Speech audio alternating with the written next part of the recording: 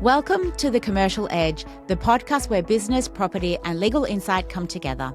I'm your host, Elizabeth Rebolledo, lawyer, founder of Ardor Legal, and your guide to navigating the commercial world with clarity and confidence. Let's get into it. Hi, Leroy. How are you? Good morning, Liz. I'm good. How are you? Very good. Thank you. It's so great to have you on the show today.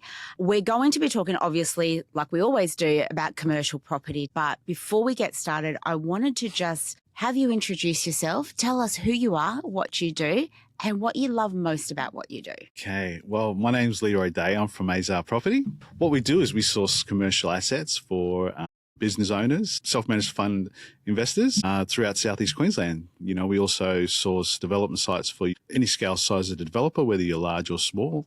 You know, as small as your mum and dad developers looking to create a 1 into 2 land subdivision, all the way up to your 100, 200 plus land subdivisions. So what I do, I guess why I do it, more so in the commercial space, I do it because I like to help people. It's sort of one of my core values. I see a lot of other more bigger agencies not really taking the time to create relationships with their clients, and I just find that there's a space in the marketplace for me, and that's why I do it. I like to create relationships. I've heard you before identify yourself as a buyer advocate. Yes. What does that mean? How is that sort of different to like a buyer's agent? Or Definitely want that point of difference. Buyer's agents, I want to take that lens off as looking at as an agent.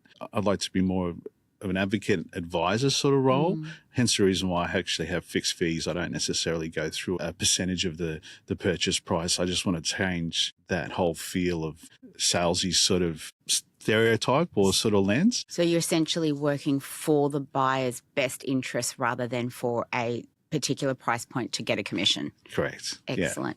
Yeah. Now, do you tend to work more with owner-occupier type clients or people that are looking to purchase as an owner-occupier or investor?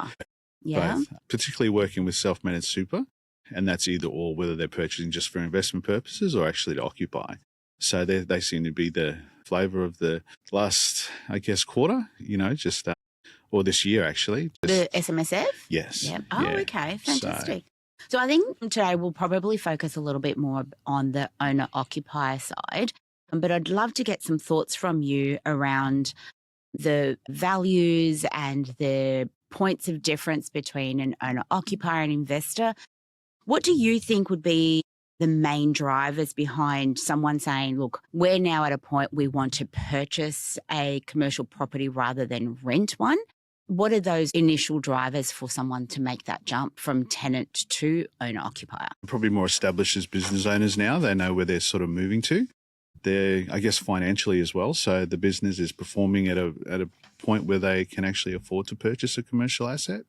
But also, they're not having so many restrictions around leasing, so they can do different things and having the freedom to do what they want operationally for their business without trying to do things on the lowdown. Are they usually coming up towards, clearly what you're saying is they're established businesses, so they might have been leasing for a period of time.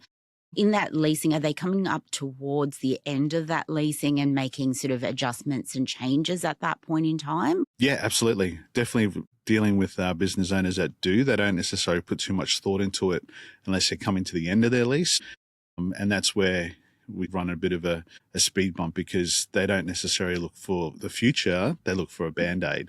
Now. That's right. Yeah. So they do leave it a bit close to. I was going to say, ideally when they are leasing, and when should they be looking at starting that search for that next commercial property?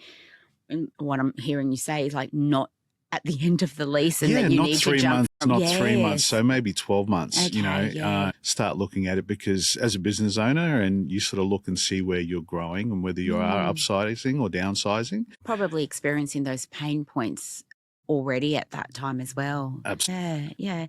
When they do end up coming to you, do they come to you with a clear brief? Like, this is the specs that we're after? Yeah. Or are they saying, look, we just know that we don't want to lease anymore and we need a property, help us find a property? Both. So some come with a brief and they know what they want. Some come with properties that they've already sort of looked at, they've been looking, but just don't know how to actually engage and negotiate price and do the due diligence of sourcing or purchasing a commercial asset, so they've only dealt with the leasing side of things, not necessarily purchasing side of things. So Some do bring properties to me, and we sort of, from a high level, look at it and say, okay, well, this is where we sort of ask a question. Have you sort of had a bit more thought than just the Band-Aid, because your lease is running out in 3 months, and this property might have a lease on it for another 3 or 4 years. So, so that can sort of impact on, it's great property. It fits everything that you want, but it won't get you where you need to be. That's right. Fantastic. So in terms of that client, how much of your role as a buyer's advocate is sort of trying to articulate or helping them articulate what it is they actually need as to what they think they need? So what does those initial conversations look like to ensure that the brief that they've brought you or don't have for you at all can be formed in a way that actually works for them? It comes down to their business. It starts, you might have a industrial space or a business that needs to work in different zonings, for instance, like your industrial or warehouse, you can have storage, but you can't run your business from that location. Some people get that confused. So that'll be the initial side of things. Some people do bring me property saying, this is perfect for us. This is amazing. We want to buy this. And then you sort of say, okay, well, you're running your business from it. You can't run a mechanic shop from there, for instance.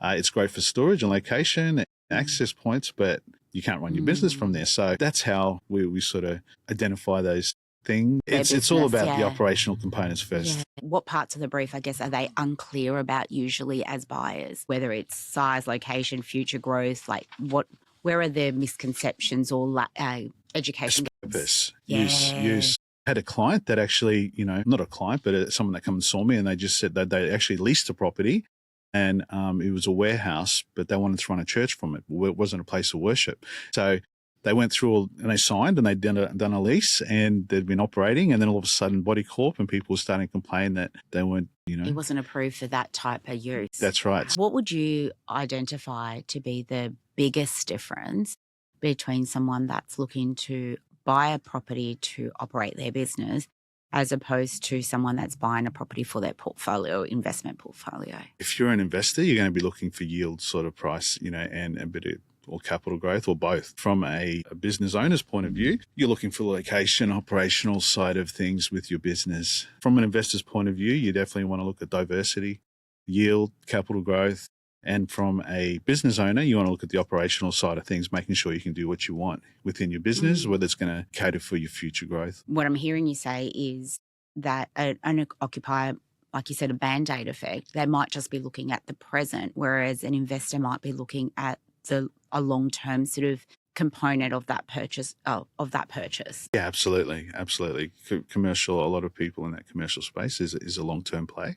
Especially if you're self-managed super, it is a long-term play. So, majority of the people I deal with is a long-term play. So from the resale value and things like that, so who's looking at that more closely, or is that not a component of the purchase at that time? I think we look at the diversity, not necessarily the resale. So explain to me what that means. Diversity is, just say we've got a retail shop, for instance. Okay.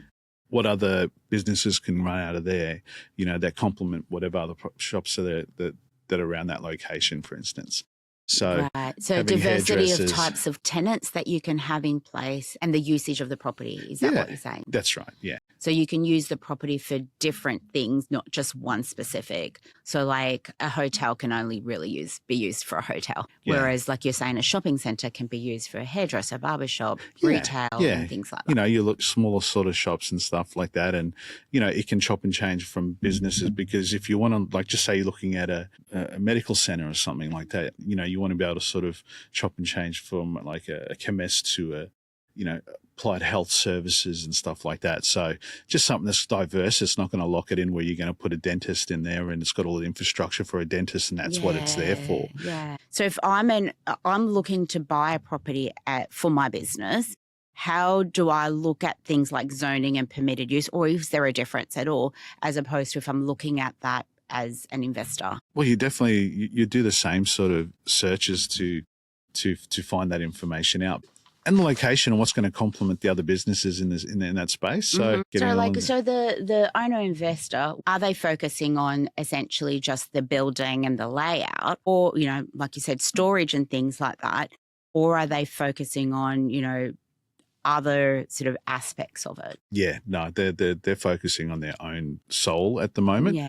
I guess we do look at future resale or releasing in the future. So if they do decide to upgrade, do any of these things cause issues in the future if like we're only focusing on the current use? I guess if it's purpose built for that, you're going to run into an issue. The dentist, other purpose built structures, your pubs and stuff like that. So I guess it would run into problems, but in saying that, they're built for a purpose. The tenants are long term. They're not coming in here temporarily, like a temporary sort of agreement or lease for 5 years. They're signing a 5+5+5 or a 10+10. Yeah. So it's not a real issue you're sort of running into. I guess also if the business owner is buying that property for their current use, if they're not considering future use for even the expansion of their businesses, well, that, could potentially cause issues and restrict them as well. It would, but I don't think it's a main focus when we're purchasing for a purpose. If you're purchasing for like we're purchasing a warehouse for a client now, and it's at the back. It doesn't have, I guess, frontage. Okay. You know what I mean? So that could be an impact in the future sale for that. But for their business right now, it works. They don't need exposure, front end exposure. You know what I mean? So it just works for them now. We have addressed it and just said, hey, listen, just remember we're buying this. If we're looking to release in the future, it could impact on releasing it. Yeah. The yields, it could, and the sale. You've just talked about how this particular church tried to lease or has leased a warehouse for that use. Yeah. Assuming they hadn't come across issues, how often can something like that happen where a buyer might come in and buy a property with a tenant or historical use attached to it and just assume that that's a permitted use? How often? Yeah. Does that ever happen? Yeah, because, that's why I never just take the agent's word. You got to have to do a bit of due diligence, before you actually want to lease or even buy. So. Where you would hear like it's always been used for this, or it's been, we've never had any issues with the property being used as a mechanic's shop or a printer or whatnot.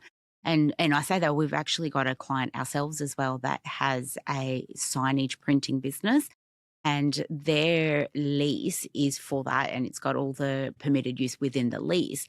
However, when a buyer purchased it from their landlord, they realised that the permitted use is strictly for a certain use. It didn't allow manufacturing, where they're also manufacturing their signage on site. Yes. So that could cause a potential sort of strain between the tenant and the new landlord. Yes. Or potential a show notice or something like that from the council. So it's interesting to see, and we've come across it, but I just wanted to get your thoughts on how often that actually happens in practice. Yeah, all the time. And that's why I do what I do, like as well. I have been a sales and leasing agent previously. Okay. And just seeing that, there's plenty of good sales agents and leasing agents out there, but some just don't. Or they're more focused on leasing or sales, that they just it's investor beware sort of thing. That's it is what it is. The sales agent won't do the due diligence for the buyer and exposure. It might be aware of certain things, but they won't go into that due diligence. Even on the advertising, there's all disclaimers. This is so. Do you own due diligence? Do you own sort of investigations before? And I think you've made a really good point. That's really highlights the value of having that representation as well, particularly with novice buyers and occupiers, because more likely than not will be their first purchase, their first commercial purchase. And a commercial purchase is very different to a residential purchase. So these business owners may have bought a residential home in the past, and this is a really different kettle of fish because you're in this property hopefully for an extended period of time to grow your business. So you want to minimize those risks. Having a buyer's advocate like yourself, that's where I'd imagine the value really comes in. Like, what other things are you sort of buying out for your clients in those novice buyers, those new owner-occupier clients? Honestly, there's one thing having a good buyer's advocate, but there's another thing having great legal representation like yourself, so definitely. I didn't pay you to say that, did I? But it's like, I'm as good as my team as well. Yeah. So having guys like yourself that actually go and start digging further into body corps and strata and stuff like that makes my job a lot easier. Yeah. So, and, like I look at the, I guess, servicing and, some of the ledgers, but with yourself, you go a lot Yeah. deeper than. Thank you for saying that. Like what we would do, often someone like yourself would bring us the initial problems, let's call Yes. them. Oh, The absolutely. initial issues that there's a low body corporate, that there's, permitted use issues potentially. We've seen a asbestos report somewhere. So our job would then to delve in deeper and ask those during the due diligence, ask those questions as well. What was the outcome of the asbestos report? Is there a register in place? Can we have a copy of that? Can we have a copy of that? So that our clients can go into this purchase eyes wide open, mitigate risk, or decide whether it is the right property for them or not. And if they still decide it is for them, that they have those risk mitigation in place. On that note, from your perspective, do you ever get buyers that do have these risks come up, owner occupiers in particular, have these risks come up and they say, well, that's something we'll just manage later. And, a good one is like the asbestos registers. It's okay, there's asbestos in their property, Yes. whether or not there is an asbestos register in place, and that's a problem for tomorrow. Yeah. And like they look at it as a Band-Aid approach. Well, we'll work through it. Or, yeah, it's okay because, they're buying under duress or pressure, so they're like, okay, we'll just buy it because we're scared we're going to miss out. We need something today. That's right. So, and then it comes out in the wash and then they sort of like, oh my gosh, things start mounting up. And then stress. They do have to manage it, and that starts to become a greater problem at times, 100%. Because something like asbestos, it's not just the asbestos register you have to manage. It's like, well, then if you want to do development, there's like legislation and restrictions and things around that as well. Like you can't just knock down a wall full of asbestos and correct, yes. patch it up and things like that. So that's really interesting. I'm really interested in like the warehouse industrial space. Yeah. What kind of client? Oh, well, first of all, why do you think that they're becoming so popular at the moment? Just there's diversity there. Yeah. It's what the demographic is as well. Like more, I guess, your metro areas is definitely, and the population's there, and it's providing good yields as well. So you're saying they're popular with both owner, occupier, and investors at the moment? Yes, it evens out. Because they're everywhere. They are. There's all across, like from the Gold Coast to the Sunshine Coast, you're seeing. Purchases, we're seeing them come across our desk, like the purchases, the off the plans as well. Yes. So new developments with that warehouse sort of component in place. Yeah. But I was like, why are they so popular? But then, of course, as well, what types of businesses are more commonly buying industrial type properties? More common businesses that we're seeing, they're more boutique. Okay. They're more boutique businesses. What do you mean by that? Where they can actually create a space for themselves. Like, they might have a podcast room that they can utilize. Then they've got mixed uses for it as well, because with these new industrial places that they're coming up, they've got a caretaker's place, for instance, and they've got another storage place for a small little business, and then upstairs they've got a mixed use where they've got a caretaker's. The mezzanine floors and things like that, or just a different level? Yeah, well, there's that aspect as well. So you've got the mezzanine floor, but then you've got actually something mixed use. Yeah. Where you can have a little loft So up we've there. seen, like the types of businesses that we've seen, like sales and acquisitions at the moment, is the mechanics. Yeah. So we've got mechanics. We've got a client that's selling a business at the moment, and their tenant in there is a IT, more computer business. Yeah. So they might have the business itself operating from the warehouse, so like the offices and the admin and the receptionist from the warehouse, but then they've also got the benefit of the storage space for all their goods and the likes of that as well. So we're seeing those sort of, like you said, the mixed use, where they can use the space as a office to operate from, but as well as it's got that huge space for like the storage and the stock coming in and the stock going out. You've got your the access points where your trucks can come in, delivery and the likes of that as well. Have you come across any disputes recently? Because like you're saying, we are seeing these new units being built and there's a lot coming out. And like we go back to the use of it, the zonings, what restrictions you can actually do, having those mechanic workshops near a computer sort of warehouse where they're going to use it as a bit of a showroom as well. We have a couple of disputes that we've seen is, like I said, the permitted use. So I've definitely seen the permitted use, that they're using it particularly a warehouse, because it looks like you can use it for so many things, right? Yes. So that the permitted use or the zoning or the building classification doesn't match to what it's actually being used for. Yes. So that's one. The second one is between landlord and tenant is, responsibilities as to who's responsible for repairs. And the one thing that we do see a little bit more of in these warehouse types is, flooding Yes. issues. Because if you've got equipment in there and it's in a flooding zone, that could be a really big issue. So we have had clients that have eyes wide open bought a warehouse for their storage purposes, knowing and understanding it's got flooding risks, but, putting mitigation in place. Like they know that they will, if flooding is a potential issue, that the expensive equipment goes upstairs. Absolutely. So they understand that there are flooding risks. They also understand, or hopefully understand, insurance components, or it might not be insurable. So warehouses are things that you kind of have to look into. Those sort of situations I find a lot more, because they're the things that will surprise our buyers if they're not looked into.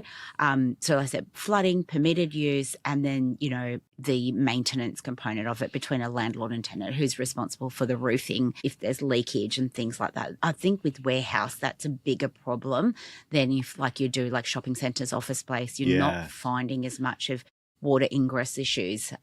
I mean, I'm sure it happens, but warehouses is where we see it. Those disputes arise more. Yeah. No, absolutely. I know it's, I've seen, some disgruntled tenants with the mechanic workshop next to theirs, and you're in the tyres been replaced, impact drills and grinders going, and it's sort of like, sorry, mate, this guy next door's... The permitted uses are there for a reason, let's be honest.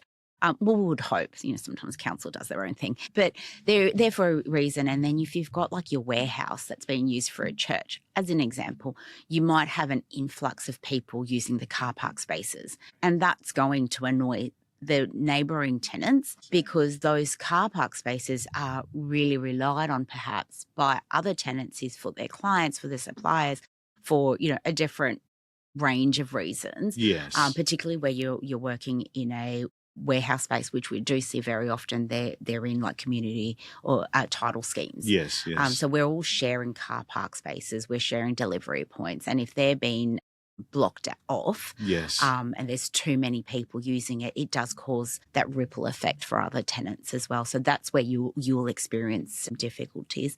And I think when you work with tenancies and you see the disputes, it does give you that knowledge as well when you're doing due diligence for your clients. Yeah, absolutely. So you go, okay, these are the things that you really need to look into as well. Yeah. The disputes, are they normally registered, or are they like, I guess, so like, units? Are they searchable? Like, yeah. How do you question? identify? Yeah. Are they sort of with, I guess, obviously doing our due diligence and looking at it from our point of view, we don't necessarily get privy to that information unless we go and knock on the door next door and say, hey, mate, looking to buy next door. Great, man, because this guy just is shocker. Are you looking to kick him out? Because I hated how he does this at he parks across here all the time, or he's, all his church members come and park here and I can't get my car in, or can't get our utes in, It's a really great question. And I love that, because I think that you as a buyer's advocate will you'll be privy to information that as lawyers we won't be, and vice versa. And that's really because you won't get a lawyer knocking on a neighbour's door. I can tell you that. I'm not going down knocking on, So if that was where the information was, we wouldn't find it. Right. So that's where a buyer's advocate really shines. For us, we may find some information. So if, for example, it is in a community title scheme and the complaint's been made to the body corporate, guess what? If we do a body corporate record search, that documentation that there's been a complaint made, we can identify and find that, right? And that's where, if it's documented somewhere, we could potentially find it, right? But if they haven't documented that complaint and they've just been living with this really nuisance, like this nuisance of a neighbour, and just really eating them up Yes, inside. yes. And they might be on the verge of that complaint, but they just haven't lodged it. Yes, do you know what I yes. mean? No, Then we would have absolutely. no idea. Yeah. But if they've lodged a complaint with the body corporate, it's likely to be in the body corporate Yeah. records, because all documents should be kept in the body corporate records. So we Yeah. might find things like there's an asbestos report. We might find a complaint against someone breaching the bylaws.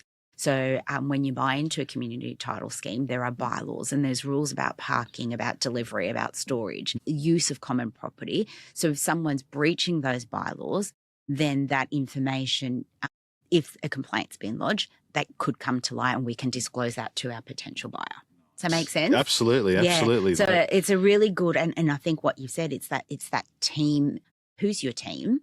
Who's on your team, so that you can get the most benefit, or at least you're buying into something that you've got as much information as possible, so that if you are dealing with a pesky neighbour, you're going to know it. Yes. Or if you are the pesky neighbour and your tenant is the pesky neighbour, Yes. then you're going to know it as well. 100%, 100%. Because that's kind of something you really want to know when you're buying these warehouses. What are they valued at now, Leroy? Like, they're multi-million dollars. I'm seeing we're doing a sale now in a $9 million warehouse. It just comes down to the size, height, build, your materials, Yeah. so oh, yeah, absolutely. And, with the current climate or the current state of the world, they're just going to keep increasing, So one thing I did before previously was not necessarily look at new builds for my clients, looking at, uplift opportunities. So buying your second, your B grade and your C grade sort of investments. But right now I'm sort of looking at, well, the existing stock that's new on the market, it's only going to go up in value because the resources are going to go up in price. And then that in turn puts the price up of the actual assets. So looking at it now and going, okay, well, hey man, I would consider that, because you are buying good quality, because it's just going to go up in price. Yeah. For those of us who aren't as familiar with the terminology in the industry, what's a B grade, C grade? What I would call a B grade would be a property that's older than 5 years, but not older than 10 years to say. Okay. So that's my own sort of opinion. And anything over 10 years is more of your C grade property. They're more of your sheds, not your tilt slab. What I'm hearing you say is that you grade the properties in different levels, so A, B, and C. Yeah. And there's different things perhaps that you might look into in each of those levels of property and that you can present to the client? Yeah. Yeah? Yeah. So if a property, for example, and you might see warehouses, if we're talking warehouses that are much older, Yes. you might see those with more asbestos type issues, whereas maybe the newer ones not so. So what kind of things are we looking at am I on the right track there? Is that what we're looking at when we're talking about grades? Like, why do we talk about grades? Well, it's where you're pricing stuff at. Okay. I look for the value add, like a renovation to say. So if we look at a dilapidated warehouse, that might be, I'd consider a D grade property, a D grade investment, because we have to spend money. We go down to D, do we? Yeah, absolutely. These are the ones you just sit.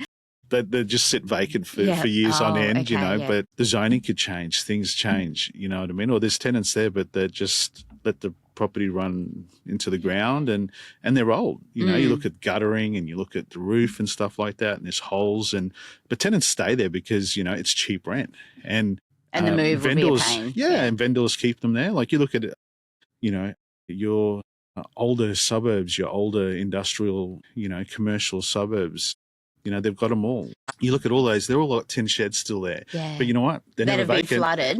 Vacant. And but they're not vacant. They're all tenanted simply because the rent works. Yeah. The client that I was talking about earlier, that he bought the property with the flooding in mind. Yeah. It was, I think, in one of those zones like Acacia Ridge or that had flooded, and they were prone to flooding. Yes. But he'd been waiting for that property to be available for sale for such a long time that as soon as it went on the market, he snapped it up. So you're seeing it's almost like hot property, even with all these, for other people that might have a, lower risk tolerance. Well, I'm not buying a property that's prone to flooding, but it was just like a great deal for him. Well, there's solutions, he can create a high use for that property, you know what I mean? Whether it's building up higher, making sure that, you got more mezzanines, the zoning could change, you could apply for different things. And they're your sort of, your refurb or like a residential space. You want to renovate a property, you can, buy it for a certain point and then you can sell. So flipping commercial as well.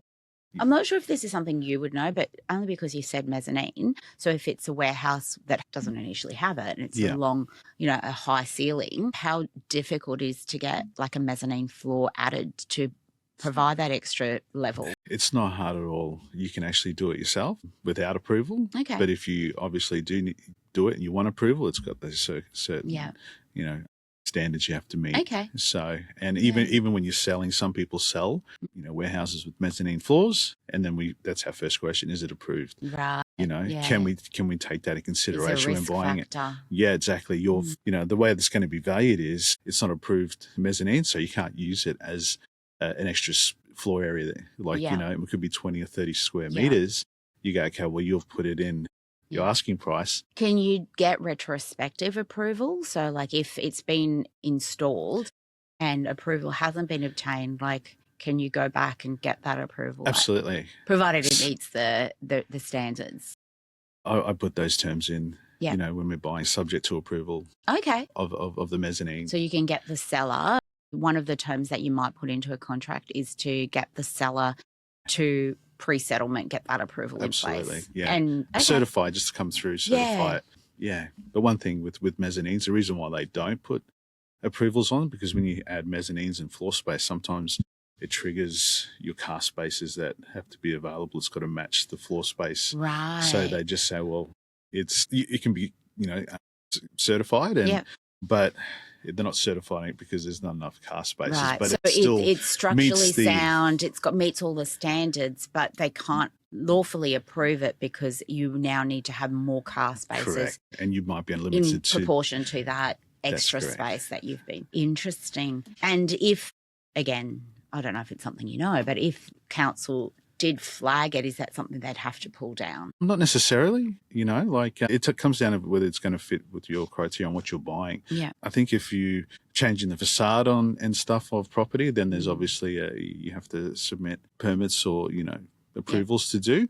With mezzanine floors, not necessarily. That's my understanding, so don't quote me. Disclaimer. From an owner-occupier's perspective, what operational features do they tend to underestimate how important they are? Yeah. Security, access to the property, location, especially with investors, and they're like maybe not local to the area, don't really know what the area is, and accessibility, and just like I said, location. They might be out of towners and they don't know how far out of time the actual new development is. Yeah, you're buying at a great price, but it's because you're 20 k's outside of town, so. Yeah, that's interesting you do say that, because we do get more so now investors from other states that, like you said, may not be familiar with the area as much. Absolutely. So again, I'd say that's probably another value add of having like a buyer's advocate. Yeah. As to say, so that you can advise those clients a little bit more about the area and what that looks like. Is that something that you can provide some value there? 100%. Location is key as well. We want accessibility. If you need to be close to those, major arterial roads, and it helps. Because you're really just going off what the property brief looks like from a sales perspective. Great location. It's, right here in the heart of Ripley, and they don't necessarily say the kilometres. Yes. They'll say like 2 minutes away. You know what I mean? But on a highway it's 100 k's. Yeah. You know what I mean? It's not just down the street. And if you're driving with trucks, there's different considerations as well. 100%. Yeah, absolutely. Considerations that they skip: security, loading docks and stuff like that. And just on that the back of that, where do you think they're most exposed when they're buying a commercial property? It's not knowing the area. Yeah. They don't know the up-to-date data on what's going on in the space. That's one thing that we definitely do, is make sure that you're buying and being able to make those calculations, on up-to-date data, making sure they're not overpaying. In most cases, we definitely want to buy under market value, so just making sure that they're buying it at market. I wonder as well, Leroy, because you sort of focus on that southeast Queensland. Correct. Is that right? Yeah.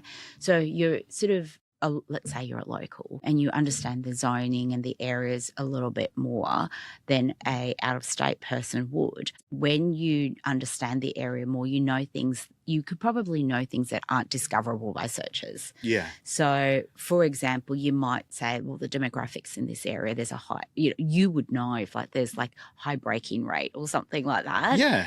More so because you know the area rather than, and security there becomes more of an issue. Is that something that you have had the opportunity to advise on in the past Absolutely. or can do? Yeah. We look at crime rates. We do all those sort of searches as our preliminary and due diligence. Okay. When we do look at properties and just making sure that, the crime rate is low. You don't want to be like that comes down to also when we do inspections, we look at the roads, especially industrial areas, you'll see burnouts, and it's like you don't want the local hoons on a Friday night meet. They're down near your warehouse and just locking up and, See, that's something and that's what I'm saying. So it's not something that your solicitor can identify by way of a search. So even if you have a really great solicitor and you're buying from out of state, and we would delve in and do the searches and inquiries, and it may not be something that comes across our desk, again, unless something's been raised with body corporate for security issues. Yeah, absolutely. And it's really, and it's interesting you've raised that because it's not something I had thought of before as like a issue or concern for property buyers, the security component of it. So it's something I'm putting on my due diligence list for someone to ask that question. Even CCTV and stuff like that. That's, obviously with the new builds and stuff like that, you can, but even with the old existing ones, you can add CCTV, and it can be, I guess, a selling point, saying it's security, there's fencing, but then again, we look at that when we do our due diligence, what the condition of the fence is in, you know what I mean? It might also be a mitigation point that whilst it doesn't have the security now, if they're aware that that security is not there, and it's as simple as an install later on as well. So when we're buying or advising commercial purchases, what's the gap? And is there an opportunity to fill that gap? Absolutely. To mitigate that risk, or is that risk something that you're going to have to live with if you go ahead? 100%. Interesting. I think you've learnt something today, Leroy. Thank you for that. Do you have any examples where you maybe have saved a buyer from making a really big mistake? Example, absolutely. Just flooding. Agents don't put that there's a flooding location on that affect this property. So that's a classic, flooding, disputes, knowing that there's a dispute next door. They can't wait for this clown to leave. We're so, glad that he's selling. Yes. You're like, wow, okay. Or we find out that they're not the best neighbors to have either, you know what I mean? You sort of can pick up on that personality, so that's definitely big flags, big red flags there. 100%. It's just walking it and actually getting feet on the ground, and that's how we sort of, and like I said, just you were saying before, local knowledge is key, and that's where we can save. We look at properties that they're selling, and agents can really inflate prices and inflate yields.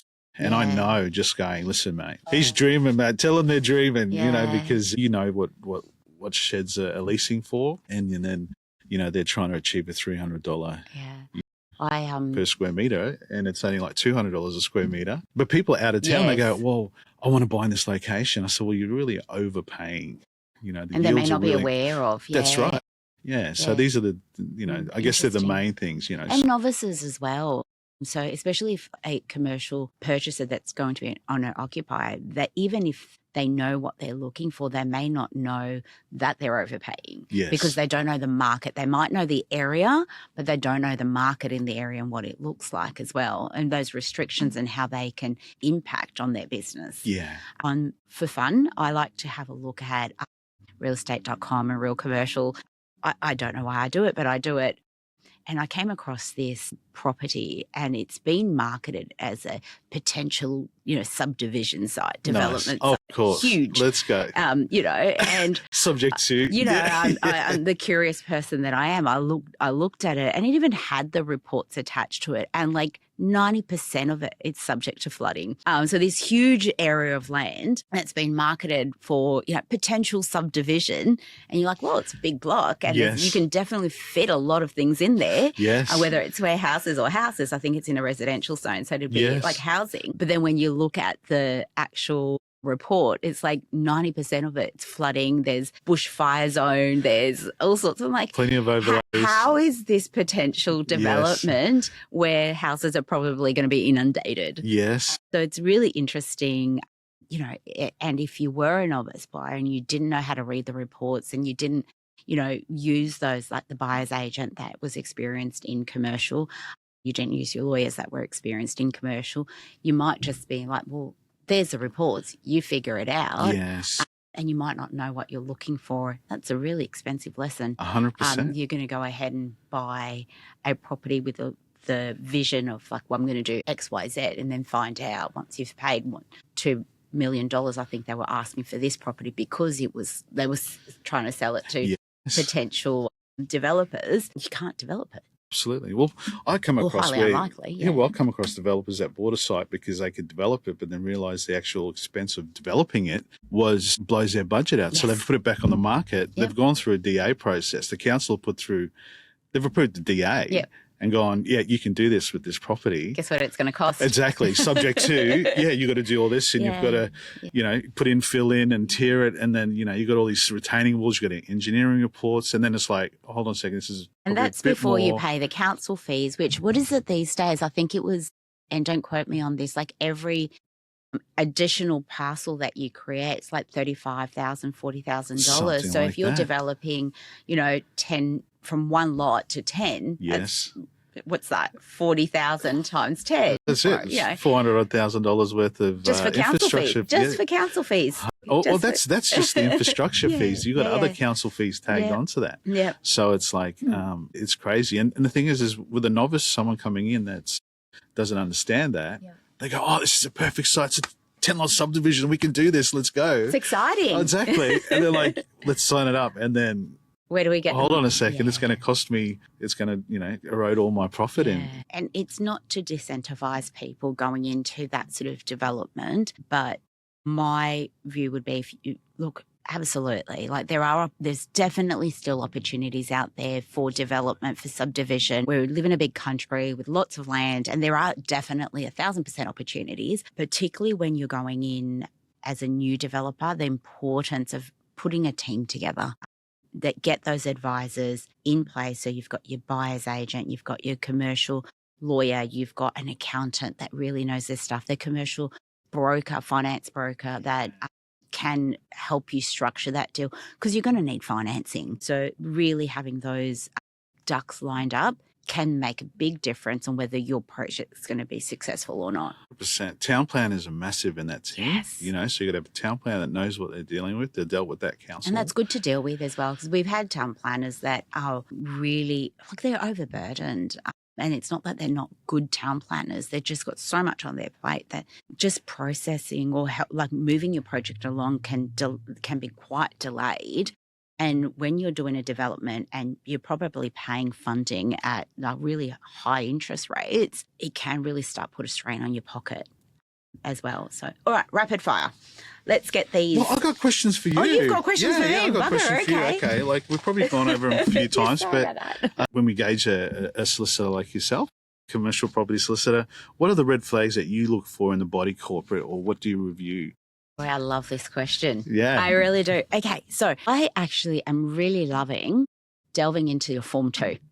Okay, so and Form 33. So what that is in Queensland is that under the recent changes in legislation, and we say recent, that were like November of last year, our sellers now have to provide this grant disclosure.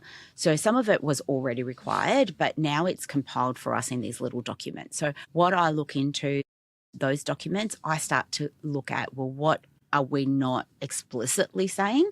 So if I look at the forecast and there's an amount included in there for refurbishments, that's not necessarily a red flag, but a flag for me. Yeah. If we're looking at expenditure and there's an amount in there for an asbestos report, again, that's a flag for me. Yes. So I'm investigating what is it actually saying and what is it not saying. Yeah. Right? And then I take that information and I say to our client, look, there was an asbestos report ordered, so there might be some asbestos in there we need to investigate further, which will require your management as well.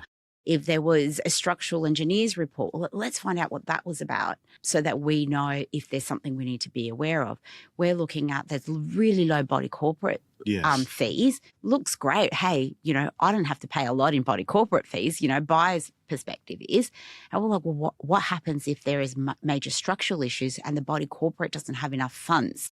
So they're really things that we delve into, more so not to bottleneck the deal or to crash the deal, but we want our clients to know exactly what they're buying. 100%. And that if there are mitigation things they can put in, steps they can put in place, that they're putting those steps in place. If there is a flood risk, that they know, is the property even insurable? And if it's not, guess what? You're self-insuring. What that means is you're going to foot that bill if your equipment suffers as a result of flooding. Yeah. So those types of things. So just delving into the things that are not obvious, and we sort of play investigator. Yeah. And we want to know everything. Being a good lawyer is about being really curious. Nice. Right? And we want to tell me everything about this property. What are you using it for? And then I'm going to find out whether you can use it for that. Yeah. So they're the types of things we want to look at. No, and you're the type of lawyer that you definitely want. Nosy. Asking those questions. Absolutely, You want a nosy lawyer. It's like, yeah. Tell me more. Okay. Yeah. Can you describe a time when a legal insight shifted a transaction for a client? I think it really does come down to the levies. It's a huge insight. The levies are a huge insight as to, for example, there were special levies in a particular property, and why are those special levies there? What does that mean? Is it an expenditure that was spent on the property already, or is it something that's coming up? Yeah. So if it's something that's coming up, well, what's the issue that's going to be addressed, and how long is that special levies in place? So those types of things, again, so the client's aware. Yeah. 100%. That's awesome. That's really good. How do you help clients avoid overcommitting when risks aren't fully clear? Due diligence. Yeah. I think due diligence is like the real key. And because what you may not be aware, well, you are obviously, Leroy, but what our clients may not be aware is that a standard contract for a commercial purchase doesn't automatically have a due diligence clause in there. So there are clauses in there. So you've got your finance clause, your building and pest clause, and if there's a body corporate, like you could have your record search. But that's only a smidget of the due diligence. It's not the full due diligence. So what we do is make sure you need to have a special condition in your contract that allows that due diligence and that time for us to make those inquiries, to do the searches, make those inquiries, and then report back to the client. What does that mean? Yeah. Sometimes that means more questions, but we need to find that out. Yeah. With your due diligence clause that you put in with each different type of property, are they different due diligence? Or not necessarily, because what I want for my buyers is to have a wide range of searches that they can do. So we want that due diligence clause to be sufficiently wide that if it's something that affects the property, we just want to be able to do the search and reserve our rights on that. So it could be something that's incidental to the property. So you've talked about neighbours before, right? So that may not be exactly about the property. The property might be perfect. Yes, right? yes. So if there's an incidental issue, like a really difficult neighbour that's blocking the delivery point on a regular basis, it may not necessarily, we don't want to argue those points where has it got to do with the property or not? Yeah. It's got to do with the usage, or it's an incidental issue, and we want to be able to run those investigations broad enough for any property. Because at the beginning, you may not know what those issues are. Yeah. And that's what the whole purpose of the due diligence is. Yeah? Yeah, absolutely. Okay. Absolutely. One more real quick. What advice do you give first-time buyers to help them feel more confident navigating the due diligence process? What advice do I give them? My advice to them is that unless we've got evidence of something, we can't rely on it. Okay? So it's really important, and that's what we're here for. And my job is to make sure that my client is buying with confidence. Yeah. So my advice to them is tell me what you need. Well, it's more of a question. Tell me what you need the property for. And my job is going to make sure that we get what you need. Yeah. Okay? From that perspective. So ensuring that the property fits the purpose. That's the big one. So we've talked about the difference between owner-occupier and we've talked about the difference between investor. Yes. So they come to it from a different perspective. So we want to make sure the perspective they're going into it, the commercial objective, is what we're looking into as well. Okay. Yeah. So if they're an investor, we want to look into the tenancies a lot more. Yes. The details of the tenancies, where an owner-occupier might just want to, well, what's the end date and what does that end date look like? Got it. Right? Yeah, absolutely. Yeah. Okay. Absolutely. My turn. All right. Rapid fire. Let's get this wrapped up. Let's go. Question: one mindset shift owner-occupiers need to make when buying a property. What is a mindset shift that they should be making and probably from a tenant to a buyer? Now, off the cuff is like, stop looking at it as a Band-Aid solution and look for a long-term, operational that's going to operationally fit for your business. Yep. Yeah. Biggest value that a good buyer's advocate provides a buyer when they're purchasing? Data. Oh, yes. Up-to-date data. Yeah. Then necessary going off what the advertisement says or the IM says. So, yeah. One assumption about industrial property that often proves wrong. One assumption with industrial property that proves wrong. Or can prove wrong. That it's going to actually be a good performing asset. Yeah. So, yeah, like we said, location, where it's positioned, exposure. So, yeah. On my end, it's that permitted use. Yeah. Absolutely. Absolutely. Permitted use. Absolutely. Or historical use equals permitted use. Yes. That's the one that we come across. Yeah. Excellent. Thank you so much, Leroy. It's been real fun. 100%. As always, we always have a good chat.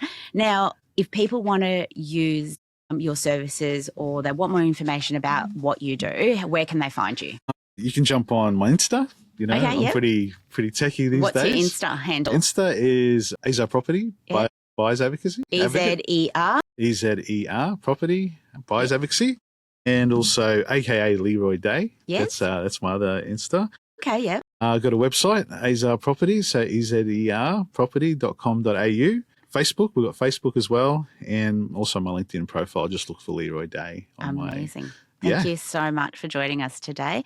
And we're definitely going to get you back in the future and talk more about investments. Yeah, no, absolutely. Okay? Absolutely. Excellent. Thanks heaps. Bye. Thanks, Liz. You've been listening to The Commercial Edge, the podcast where we dive into the real stories, strategies, and legal insights behind smart business and property decisions. I'm your host, Elizabeth Rebolledo, lawyer, founder, and fellow entrepreneur. I'm so glad you joined me today.